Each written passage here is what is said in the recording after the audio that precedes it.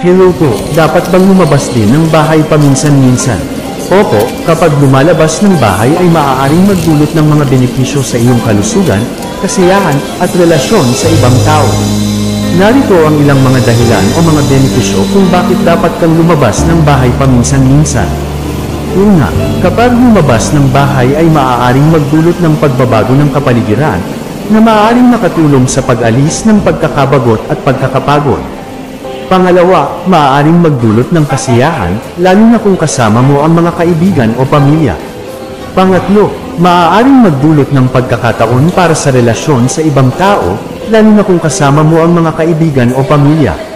Ika-apat, maaaring magdulot ng pagkakataon para sa pagsubok ng mga bagong karanasan, tulad ng pagbisita sa mga museo, pagpunta sa mga parke, o pagsubok ng mga bagong pagkain.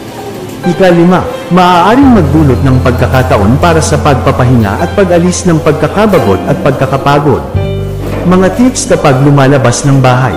Una, piliin ang mga lugar na may magandang reputasyon at mga karanasan na gusto mo. Pangalawa, piliin ang mga oras na hindi masyadong abala upang maiwasan ang pagkakabagot at pagkakapagod. Pangatlo, kumpanya ang mga kaibigan o pamilya upang magkaroon ng pagkakataon para sa relasyon at kasiyahan.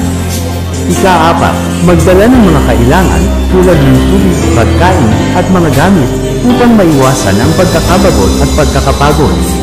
Sa pagkakaroon ng mga benepisyo at mga tips, dapat kang lumabas ng bahay paminsan-minsan upang magkaroon ng pagkakataon para sa kasiyahan, relasyon, at pagpapahinga.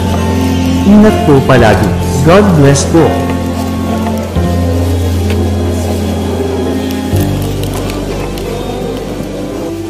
And before these plans are made, don't ever let his heart. I put on the old 45. Maybe the old song will bring back the old